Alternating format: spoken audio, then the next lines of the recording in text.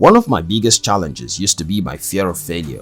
But years of standing up and falling has taught me that failure is all part of the game.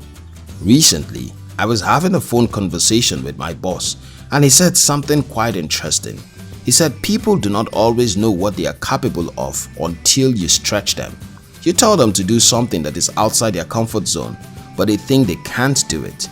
Then you force them to do it and soon they realize they can do so much more. If there is any man whom most motivational speakers turn to tell their stories of failure, it is Abraham Lincoln. And the reason is simple. Lincoln was a man who smelt the frenzy side of failure and didn't even realize how odious it was. He was a man who was dusted and was supposed to be done, but he refused to give in to failure. Although the odds were constantly stacked up against him, although he wound up failing much more than most, he believed in his dream and eventually became one of the most inspiring US presidents. Today, people remember President Lincoln not for the medals or accolades he got, but for the lessons he taught us during his lifetime and even after his death. Here are some success lessons you can learn from Abraham Lincoln. Number 1. I will prepare and someday my chance will come. Because he knew he was going to be a political figure and he had the foresight, Lincoln chose to enroll in the School of Law after a long time. Your ability to choose to prepare will reveal the chances you will get in life. Your success will mostly be dependent on how prepared you are. Those who are not preparing to succeed will certainly fail. I have never believed in luck because there is no luck anywhere. Man gets the result of what he prepares for. What a man doesn't become, he most likely didn't prepare for. Successful people don't just arrive at their success suddenly. For most, it took years of working in the trenches in the dark without being known. All of a sudden, one opportunity comes and launches them into the limelight, and all else is history. To become anything great, you must prepare to be great. Number 2. Whatever you are, be a good one. The Bible says it clearly. A man who is diligent in his business will stand before kings and not before mean men. This is what I have found about life. God has given every man the tool he needs to become all that he was created to be. There's a story in the Bible where a man called his 3 servants and gave them talents. The Bible says he gave them talents according to their ability. While some had 5, others had 2, and another had only 1. Regardless of the number of talents each one had, it was according to what each was able to do, and each was supposed to do business with it. In the other words, each man has potentials according to what he was built for, and each man is capable of achieving what he has been built for.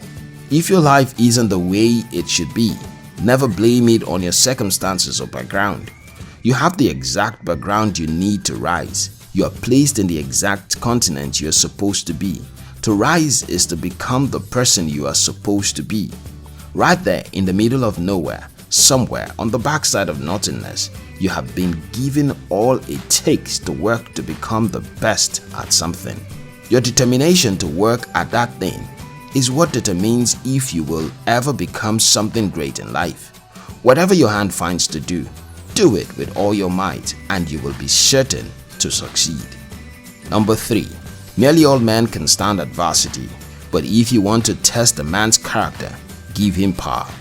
How well do you stand under power?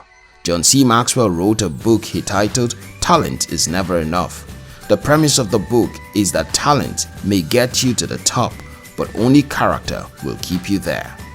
There are countless people who taste opportunities and mess it up. The first time I was privileged to start to make so much money, I became a giver, but I was too much of a giver. I gave people money who didn't need them. I bought things I didn't need. I lavished on things that weren't necessary. Times when I should have invested my money back into the business, I ate it all.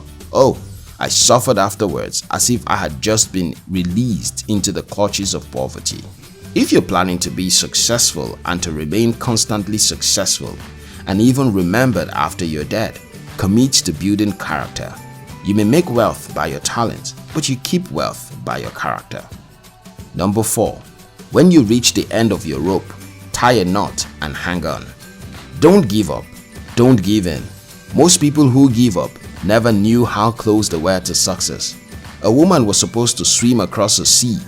With the world watching her, she would swim for a long time and seemed to be making progress, but in the middle of it all, she gave up and quit. When she was helped to the shore, she realized she was a few feet away from the shore and nearly killed herself. She took the contest again, and this time she finished. Never give up. Never give in. After failing for more than 15 times, after being rejected in government for several years, Abraham Lincoln eventually became the President of the United States and one of the greatest presidents the country has ever had. You will not be remembered if you give up. You will not be remembered if you give in. No one celebrates failure. We only celebrate those who get to the top, most times without giving much thoughts to the challenges they had to go through to get there. Number 5. The best way to predict your future is to create it. The future you can imagine, believe, and work towards, you can achieve. Abraham Lincoln imagined a future where slavery will be abolished in the United States, and in his lifetime, it happened. William Wilberforce imagined a future where slave trade will be abolished. For a long time, he fought, but eventually the battle was won. He went to his grave fulfilled that he had achieved his dream. Every great invention is first gotten in imagination. A man who cannot think will stink. A man who cannot picture a great future will never have the great future he wants. Imagination is the preview of what your future could become, and the preview, if impressed upon your mind and acted upon, has the potential to become reality. You can have it if you can imagine it. This is why men who think nothing achieves nothing. If you must achieve something, you must be willing to think. Imagination is free. So, imagine a great future.